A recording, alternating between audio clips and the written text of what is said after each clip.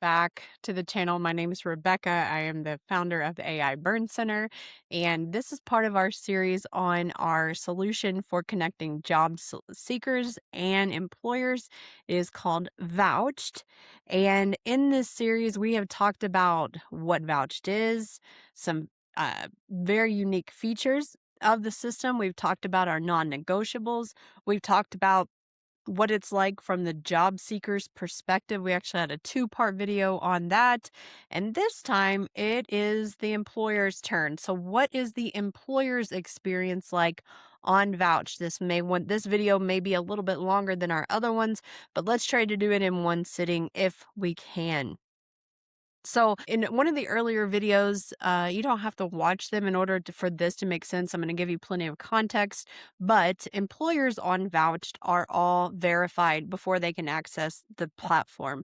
And we're doing this to protect candidates and job seekers because they enter a lot of their personal information in here. And the last thing we want to do is expose them to people who are just trying to collect data. So we are trying to verify every single employer. We are going to use domains to do that. If there is no domain associated with a particular company, if it's at a Gmail or a Yahoo address, that doesn't mean that you can't post a job. It just means that there's going to need to be some human eyeballs on the request to create a job poster profile or an employer profile. Someone is actually going to look at that request to create that profile before you can post a job or before you can get access to the candidates and to the people that have created user profiles or job seeker profiles. We just think that that is a safety measure we needed to build in. The job posts also require a real salary to be posted. We don't want this somewhere between $50,000 and $250,000 range on jobs. There was a point in time where someone listed a legitimate salary range somewhere between $60,000 and $75,000, for example. That is a legitimate range. So we are asking employers to go back to when that used to be standard and that was normal, and the disclosure of what that role was worth for the company was actually put out there because it's truth. It's something that your job seekers want to see. If they are the cream of the crop, if they are the best of the best, that is not going to dissuade them. It's not going to discourage them. It's going to say, I can make a living off that much money a year. And that's going to have them move in your favor and in your direction. So yes, your salary posting is required. And we are going to talk about how we pre-match candidates to your job posting today. We're also going to talk a little bit about how you can manage the full hiring process and that pipeline all within the system. Right now, the system of hiring someone has brought in third-party recruiters or staffing agencies, and we feel like that's kind of adulterated the whole process and the foundation of job seeker and company uniting, coming together, finding each other, and having that match made in heaven. And a lot of it is because the tools and the technology that should be connecting these people rather quickly has not been built and has not been offered until now. And Vouched is aiming to fill that void. So as we go through, I'm talking about what the employer side of the system looks like. We're going to get into how we can actually serve that role for you instead of you paying out thousands and thousands of dollars to recruiters who are out there looking for multiple companies, not just for your company. So yes, I talked a little bit about this verification process.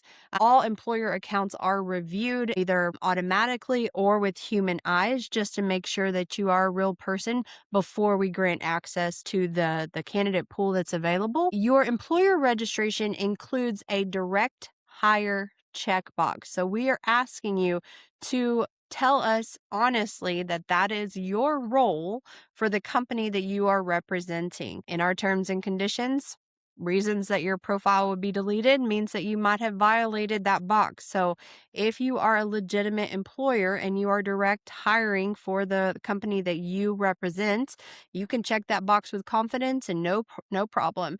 But if you are a staffing agency or a recruiter posing as the company who is actually offering the job, we are not inviting you to play that role as the system is set up right now. Is there room for third-party recruiters or staffing agencies, maybe at some point. But right now, we're trying to restore something that we feel like has been broken for years, and it's part of the problem. So we're going to try to bridge this connection directly from company to candidate and make that as wonderful of an experience for both sides as possible.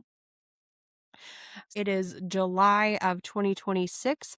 Between now and the end of the year, December 31st of 2026, everybody who signs up as an employer on our system is what we are going to call a founding employer. That is a status. It is not something that will go beyond January 1st of 2027. It's going to earn these early adopters, these early employers who said, we want to do business like you're describing, Rebecca, on Vouched, and we are going to start moving in this direction. You will earn a badge that indicates to candidates that you saw what we saw, you believed what we believed, and you adopted this early on, and that will live forever. So if there are 100 companies by the end of the year, those are going to be our 100 founding companies. So in 2027, if there are 1,500 companies that are all represented on there, that badge starts to carry a lot of weight because you adopted it first. Another differentiator of what we're doing right now is that every employer can post one job for free. And we're going to talk about the pricing breakdown. Yes, I'm going to tell you straight up how much it's going to cost you, what those tiers are, and there is no hidden cost. Why would I do that? Well, my question is, why did we stop doing that? At one point in time, you could post a job position in the classifieds, and you knew how much it cost to post that job and for how many days it would run in the newspaper, and everyone knew the game. And that kind of regression away from having that level of transparency is part of the fracture of our society today.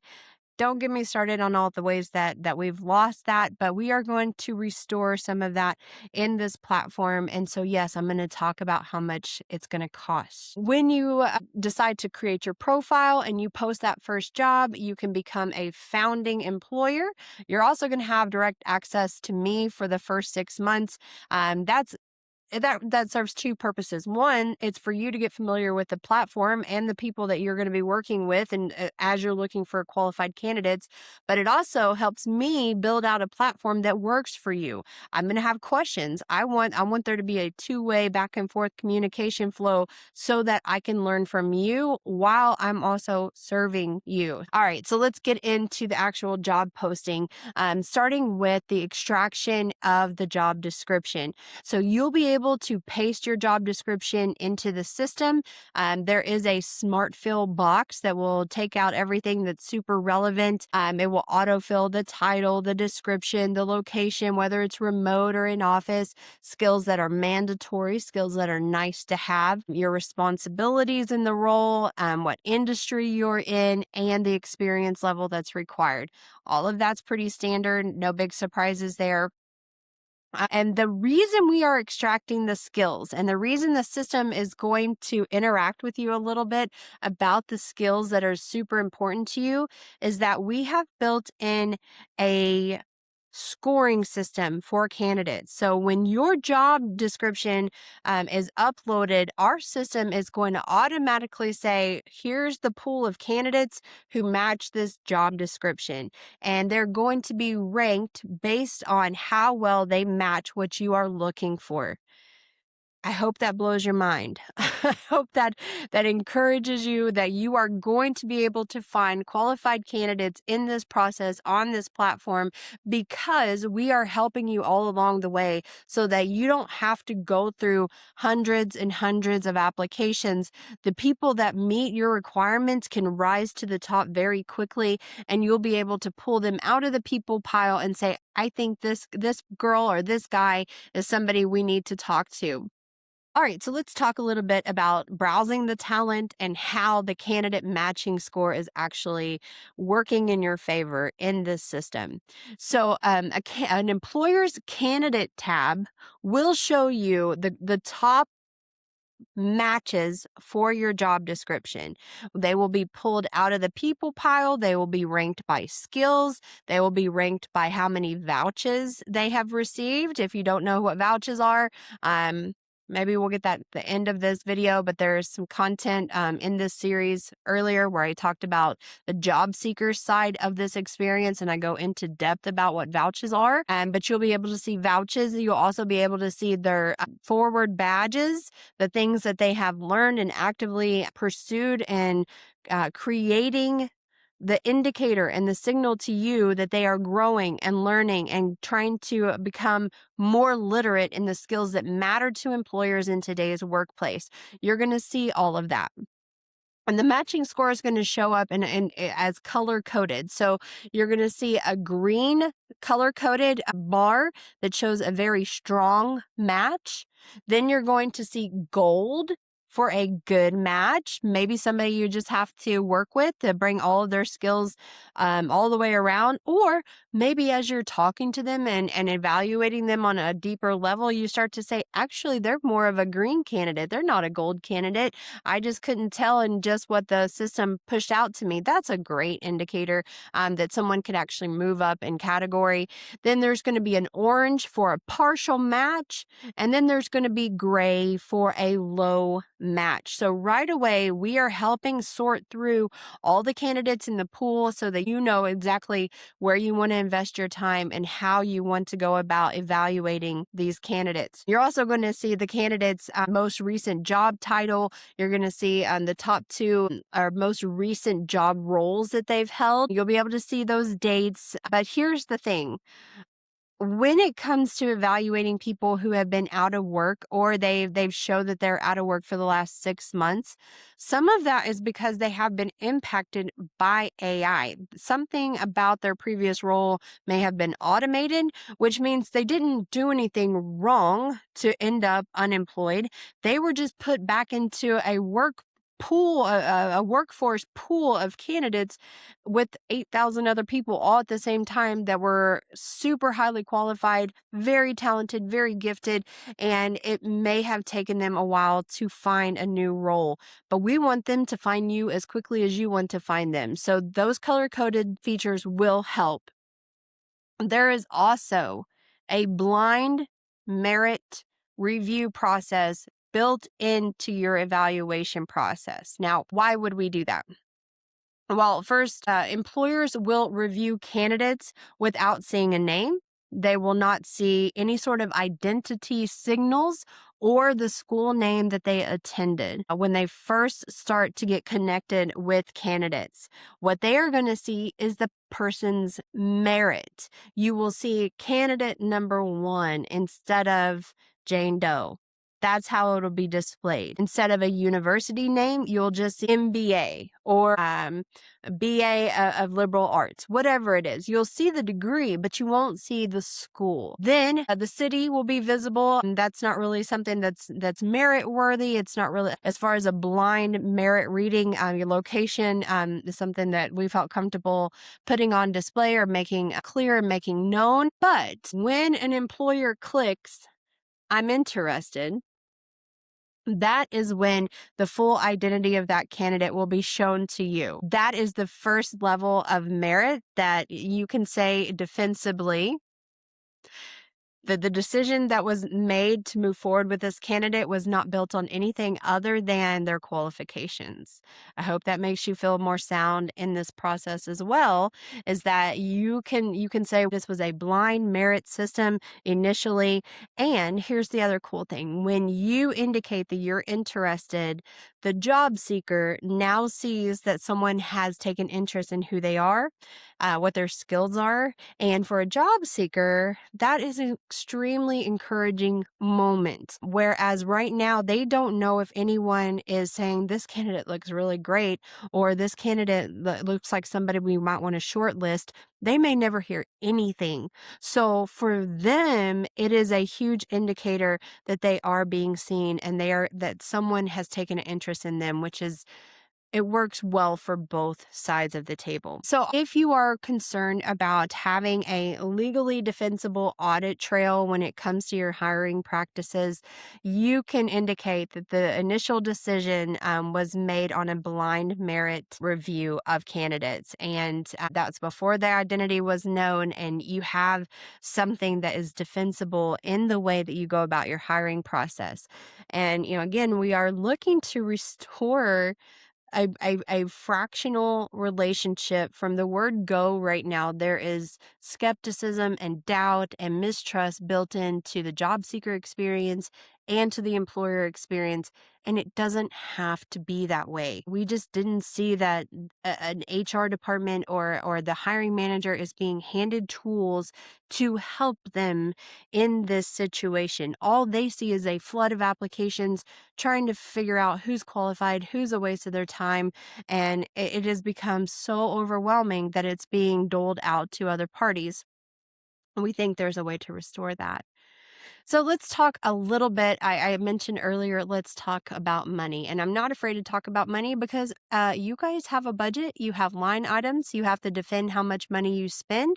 And when it comes to posting salary requirements or meeting a 14-day notification period or being open to hiring AI displaced candidates, you can search by W-2 or 1099 status. You can post on remote or hybrid or in office work. All of those features are also built into the system. But when it comes to how many jobs per month you need to post, this is where a lot of people can get really squirrely, and with good reason, because a lot of time on the big job boards, you don't really know how much you're going to end up paying to post a job until that final bill comes. You don't know how many people are going to click easy apply. You don't know how many promotions you're going to have to pay in order to get your job in front of someone. So let me just dive into our pricing tiers. And again, if you are a founding employer, you get your first job for free to post it. And after that, if you just want to post 1 to 5 positions per month, you can pay per post. So for that 14-day window, you will pay $75. That is not a subscription. That is a one-time cost for each one of those jobs, up to 5 jobs per month. So tier 2 is the growth tier. It is $349 per month. It gives you 6 to 15 job postings per month, and that rolls over every 30 days. So it's not calendar month, it's every 30 days, and it's an auto-renewing subscription. If you need to post more than that, you can move up to tier 3, which we call scale. The scale tier is $599 per month. It allows you 16 to 30 job postings per month. It is also auto renewing. And then the highest tier that we're offering right now is the pro tier. It is $9.99 per month. That allows you to post 31 to 50 jobs per month, and it is also auto renewing. If you are needing to post more than 50 jobs per month, that is going to put you at the enterprise level, and you and I are going to need to talk. So there is no self checkout for something that's 51 or more jobs per month, but you can email me at rebecca@aiburncenter.com, and I will handle your situation personally and manually. All right, getting back into some of the features, let's wrap up with your employer dashboard and your hiring pipeline.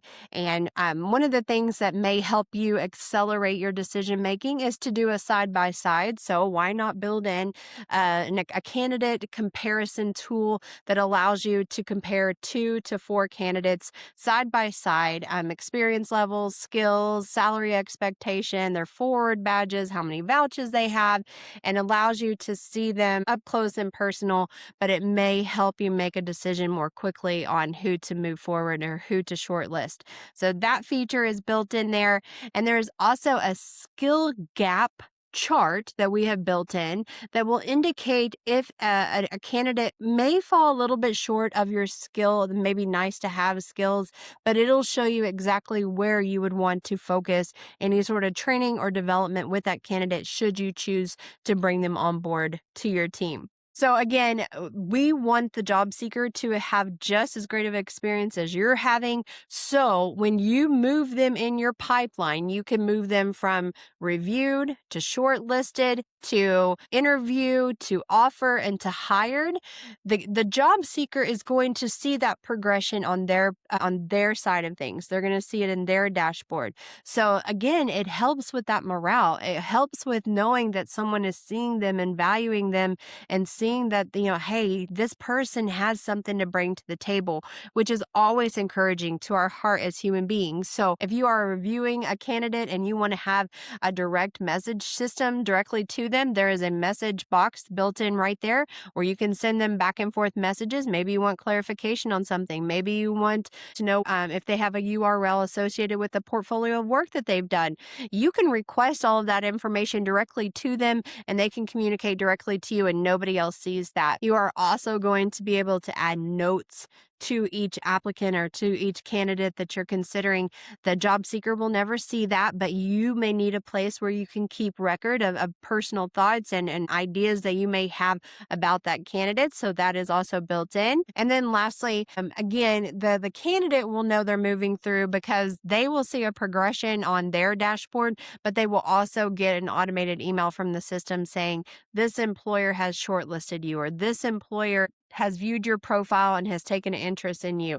Those kind of milestones the job seeker will be notified of. So, essentially, we are really looking to raise the reputation of your company as well. We want job seekers to have a good impression of who you are. They can be your little ambassadors as they go out into the world about what it was like to work with you through the hiring process. So there is an employer reputation tab that shows up. We can help evaluate from our end what we're seeing and help you improve that score if that's a goal of yours. So yes, the 14-day pledge score is also part of that scoring system and how you communicate. Did you hire someone? Did you close the posting? Did you repost? Is that promise being held that you made to try to do all you can within that 14 days to find the right candidate? That starts to really matter as we move forward. Again, if we go back to our foundation, we are trying to rebuild trust and restore transparency, and we are trying to bridge this relationship between job seeker and employer. These are the kind of things that actually move that dial. It's a metric system that I think a lot of us have gone away from. We've started to operate outside these boundaries and these expectations, and we got kind of lackadaisical about how we go about finding candidates because of these things. And that doesn't mean it's so far gone we can't restore it. It just means we're going to have to change the way we think about finding the right candidate and finding that person as quickly as possible so that our company also sees our position as valuable. If you are able to fill roles and find the right person and find good fits for these positions, that speaks for you too as an employee of that company. We want to make you look good. We want to make sure that you are actually accomplishing everything that you set out to and in your career path. And we are not here to wish you well and just take your money, cash your check, and move on about our business. It's really not our style here. We are here to help you strengthen your company's position in the market, strengthen who you are and your messaging to candidates, and help those candidates find you. And so, as I wrap up today's video, know that we have tried to make every effort to start to rebuild a system that it's systematically broken, but it's not beyond repair. We just have to go about it in a different way now, and that's what we're doing at Vouched. Again, my name is Rebecca. I hope you have enjoyed the series so far. The last part of this series, we are going to go into depth about what all is in this curated library of training videos we call Forward, and what the skills are, what the module names are that people will take in order to show their personal advancement in their career. So until then, have a great day, and I will see you next time.